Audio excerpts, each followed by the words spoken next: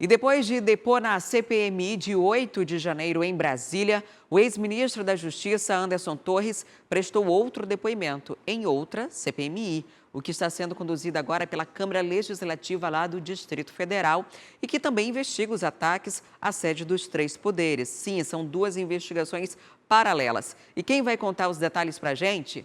É ele, Igor Damasceno, que já está aqui ao vivo. Estamos combinando, estamos na mesma paleta de cores hoje, Igor. Traz os detalhes para a gente das atualizações desse depoimento de Torres. Bom dia para você. A gente está acompanhando as tendências, a gente está na moda, Adriana. Adriane, bom dia para você, bom dia para todos que nos acompanham ao vivo aqui no nosso Manhã no Ar. O ex-ministro da Justiça e ex-secretário de Segurança Pública, Anderson Torres, basicamente repetiu o discurso sobre a minuta golpista que foi encontrada na casa dele no mandado de busca e apreensão da Polícia Federal. Ele disse que é um documento onde os assessores dele receberam lá no gabinete, no Palácio da Justiça, e que assim como ele faz com outros documentos endereçados a ele, ele colocou dentro de uma pasta e levou para casa para ser analisada em casa mesmo, depois do local de trabalho, depois do ambiente de trabalho. Mas ele disse que é uma aberração jurídica, não tem o menor valor jurídico e que iria ser descartado assim que fosse analisado por ele. A respeito dos atos golpistas, mais uma vez ele negou que tenha sido omisso ou conivente com os ataques antidemocráticos, culpou o Exército de não ter conseguido desmobilizar aquele acampamento montado em frente ao QG, em frente ao quartel-general do Exército aqui em Brasília. O Exército não se posicionou até o momento a respeito dessa acusação de Anderson Torres, mas as 5 horas de depoimento foi mais direcionadas a respeito da PRF. A gente sabe que há uma investigação em curso sobre blitzes que foram montadas nas rodovias, principalmente da região Nordeste, onde o presidente Lula tem mais apoio popular, tem mais eleitores, e a investigação aponta que Silvinei Vasquez, que é o ex-diretor-geral da PRF, é quem tem direcionado, quem direcionou essas blitzes lá na rodovia. Agora, há denúncias de que Anderson Torres esteja ali envolvido, que ele, na verdade, é quem estaria por trás dessas blitzes, dessas fiscalizações. Ele negou, disse que dá autonomia não só à PRF, mas também à Polícia Federal. São duas corporações que são subordinadas ao Ministério da Justiça, ou seja, ele comandava essas duas corporações, mas ele disse que não tem nada a ver com isso. Vamos acompanhar na reportagem essa situação das rodovias nordestinas. O depoimento durou cerca de 5 horas. Os deputados distritais aproveitaram a prisão do ex-diretor-geral da PRF, Silvinei Vasquez, para questionar ao ex-ministro da Justiça se ele tem alguma participação em fiscalizações indevidas nas rodovias do Nordeste durante o segundo turno das eleições. Anderson Torres negou. Gostaria de esclarecer que nunca determinei ou sugeri ao diretor-geral da PRF ou ainda qualquer pessoa que interferisse no processo eleitoral, de modo a beneficiar qualquer um dos candidatos. Eu não tinha atribuição de vetar ou impor o planejamento operacional de qualquer instituição. Todas as informações que recebi no dia 30 de outubro indicavam que tudo estava transcorrendo normalmente. O possível envolvimento de Torres é por causa de outro depoimento. A ex-diretora de inteligência do Ministério da Justiça, Marília Alencar, disse à Polícia Federal que fez um mapeamento de cidades onde Lula e Bolsonaro tinham mais eleitores. Tudo teria sido feito a mando do ex-ministro da Justiça. Nós mostramos na edição de ontem que o mapeamento foi encontrado pela Polícia Federal e onde Lula teve mais concentração de voto, houve a presença maciça de policiais, impedindo o fluxo de eleitores. Também há denúncia de que Anderson Torres tenha viajado para a Bahia supostamente para colocar o plano em prática. Nós nos reunimos, conversamos sobre vários assuntos, inclusive as eleições. Tratei também dos vídeos divulgados pela internet, nos quais um grupo criminoso dizia ter controle sobre eleitores na Bahia. O superintendente, delegado Almada, disse ter conhecimento dos vídeos e esclareceu que a notícia não havia sido confirmada na checagem. No período da tarde, visitamos as obras da superintendência, percorremos todos os andares, foram tiradas fotos e há registros da visita. A Polícia Rodoviária Federal e a Polícia Federal sempre tiveram respeitada sua autonomia no período em que ocupei o Ministério da Justiça. Como ministro, nunca interferi no planejamento e no operacional dessas duas instituições. O caso pode respingar no ex-presidente Jair Bolsonaro. A Polícia Federal investiga se Silvinei Vasquez agiu politicamente dentro da PRF e se Bolsonaro teria sido o mandante das operações no Nordeste. Apesar de ser um órgão independente, a corporação é subordinada ao Ministério da Justiça e, consequentemente, subordinada ao presidente da República. Moraes também determinou que as redes sociais devem enviar publicações feitas por Bolsonaro à Procuradoria-Geral da República. O ministro quer comparar as postagens feitas durante as eleições para saber se há influência de Bolsonaro em alguma suposta interferência no processo eleitoral. Bom, lembrando que Anderson Torres continua respondendo o processo em liberdade mediante medidas cautelares, entre elas o uso de tornozeleira eletrônica. E não tem como falar dessas fiscalizações nas rodovias da região Nordeste sem falar do ex-diretor-geral da PRF, o Silvinei Vasquez. Ontem ele prestou depoimento na Polícia Federal, foram mais ou menos 5 horas de depoimento também. Saiu ali da sede da PF por volta das 7h30 da noite, no horário daqui de Brasília, 6h30 aí em Manaus, e mais uma vez ele negou que tenha tentado interferir o processo eleitoral no segundo turno das eleições. E disse que essas blitzes nas estradas da região Nordeste foram para coibir crimes eleitorais. Como eu disse, 5 horas de depoimento que precisaram ser interrompidas, porque durante a oitiva, o Silvinei Vasquez teve uma queda de pressão, passou mal, precisou ser ouvido, ser atendido ali pelo Departamento Médico da Polícia Federal. Só que ele segue preso aqui em Brasília. Logo depois do depoimento, a defesa de Silvinei Vasquez concedeu uma coletiva de imprensa aos jornalistas. Os advogados disseram que inicialmente acreditavam em perseguição política, mas depois de conversar com o delegado que está à frente dessas investigações, na verdade, eles disseram que os investigadores foram conduzidos ao erro. Os advogados disseram que há 2 meses eles entregaram um documento de cerca de 300 páginas que comprovam a inocência de Silvinei Vasquez. Esse documento ainda não foi analisado pela Polícia Federal e os advogados acreditam que após essa análise ele vai ser posto em liberdade. Vamos ouvir a defesa em coletiva de imprensa. A gente achou até que tinha existido uma perseguição política, mas no decorrer do depoimento, nós verificamos que o delegado foi induzido em erro.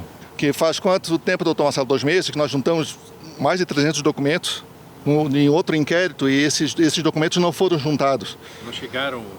Não chegaram ao conhecimento do delegado. Com certeza, ele não pediria a prisão preventiva se ele tivesse conhecimento desses documentos. Bom, pelo menos essa é a expectativa da defesa. Também ontem o Ministério Público pediu ao Tribunal de Contas da União que Silvinei Vasquez tenha a aposentadoria anulada por haver indícios de irregularidades. O Silvinei Vasquez, ele comandou a PRF entre abril de 2021 e dezembro de 2022. 3 dias depois da exoneração do cargo de diretor-geral, ele se aposentou aos 47 anos. Mas o Ministério Público alega ao TCU que durante esse processo de aposentadoria, ele respondia atos de improbidade administrativa e, consequentemente, não poderia ter essa aposentadoria concedida. Eles querem a anulação.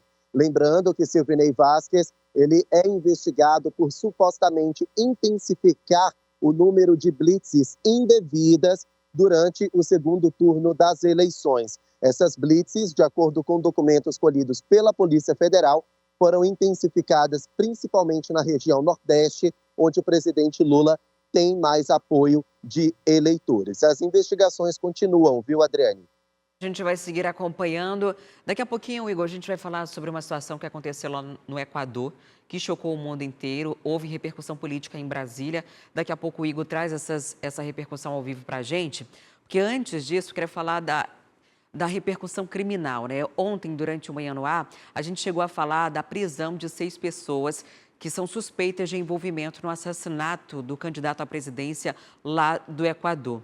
e foi constatado que essas 6 pessoas detidas são colombianos. Essa informação foi divulgada na quinta-feira.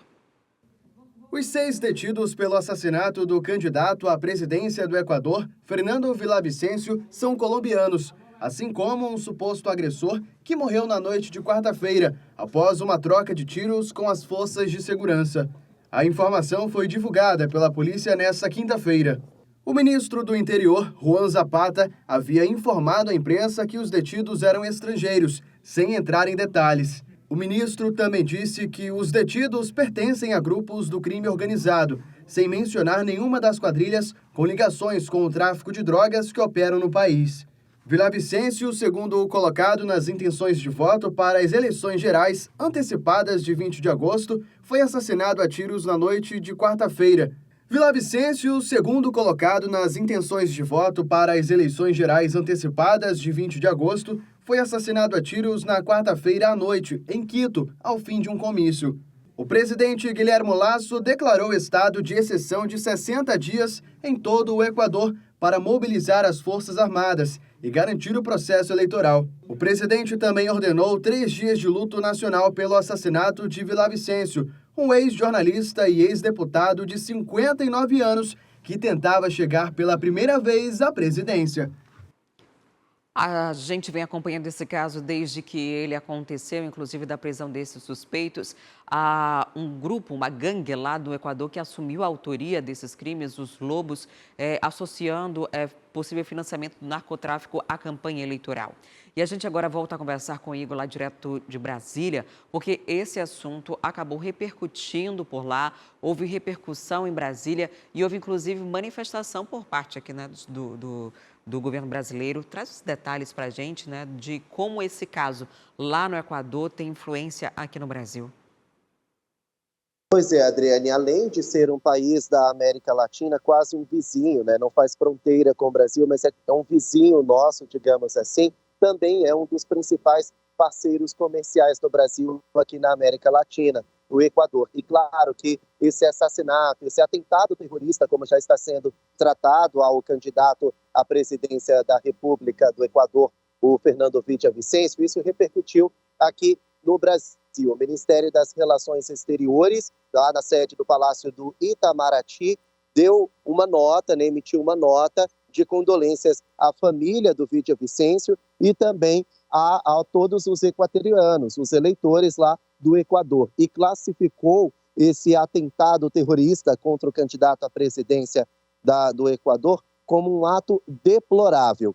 Quem também se manifestou foi o senador Rodrigo Pacheco, ele que é presidente do Senado Federal e presidente do Congresso Nacional Brasileiro. Ele disse que o cenário político, em hipótese alguma, pode ser confundido com um cenário de guerra e também prestou condolências à família do candidato assassinado. Ele falou isso, inclusive, no plenário do Senado Federal durante a ordem do dia. Já o senador Carlos Bolsonaro classificou esse ataque terrorista como covarde e lembrou também do ataque sofrido pelo pai dele, o ex-presidente Jair Bolsonaro, que foi vítima de uma facada durante a campanha eleitoral de 2018, lá em Juiz de Fora, cidade do interior de Minas Gerais. O senador Sérgio Moro destacou que Villavicencio era um candidato que tinha como ênfase, tinha o foco de combater a corrupção. O Equador também é um dos países mais corruptos do mundo, como aqui no Brasil. E Sérgio Moro fez questão de destacar que uma das bandeiras de Fernando Villavicencio era justamente o combate à corrupção. Lembrando que o país, o Equador, continua em estado de exceção pelos próximos 60 dias. Na prática, o estado de exceção permite que as Forças Armadas se juntem às autoridades policiais nesse processo investigativo.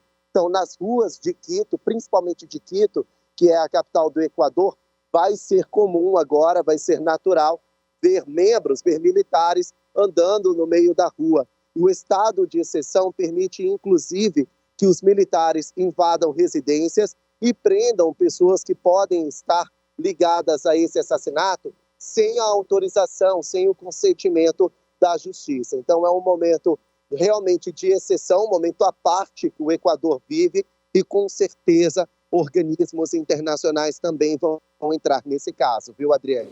E precisa, né? Porque chegou a essa repercussão maior por conta de um candidato à presidência que estava já em segundo lugar nas pesquisas, né?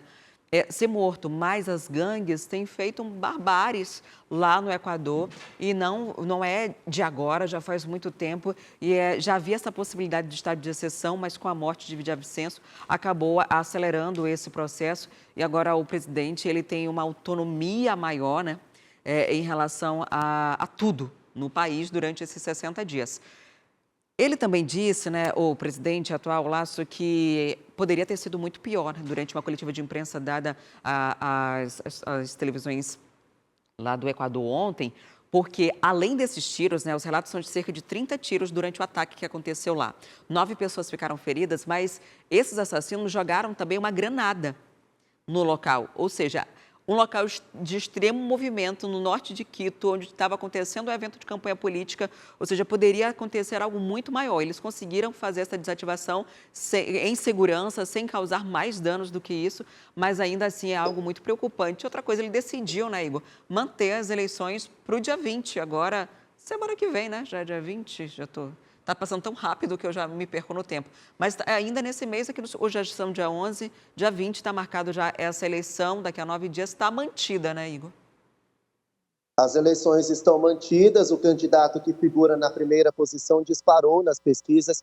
Claro, o principal opositor dele, que era justamente Fernando Villavicencio, foi morto, né, não está mais no páreo, e então é praticamente uma eleição dada como certa para o candidato que figura na primeira posição. Agora, só em cunho pessoal, Adriane, eu fico imaginando o terror que os jornalistas do Equador têm vivido já há alguns meses, né? Esse estado de exceção já era uma intenção do presidente já há alguns meses, porque uma onda de violência se espalhou ali no corredor, ali no Equador. Eu cobri o ataque do dia 8 de janeiro, pós-ataque, os atentados, as bombas, as suspeitas de bomba aqui em Brasília, o ataque à Polícia Federal no dia 12, nem se compara com o que os equatorianos estão vivendo. Então, eu fico imaginando a tensão que os jornalistas do Equador têm vivido, porque realmente cobrir uma eleição, cobrir um comício é sempre um momento muito complicado para os jornalistas, é um momento delicado não somente para quem está ali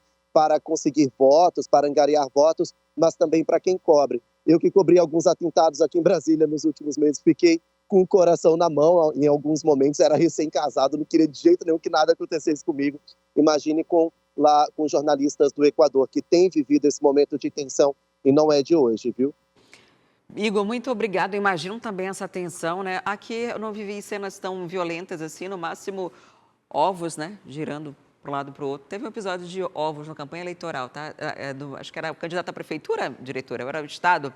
Era o candidato à prefeitura, levou uma ovada durante na campanha eleitoral, não oferecer risco de morte, mas imagina uma situação como essa. O mais perto foi em Coari, durante uma eleição suplementar, que aí sim tinha ameaças diretas, mas as coisas se resolveram, nada que se compare ao que está acontecendo lá no Equador.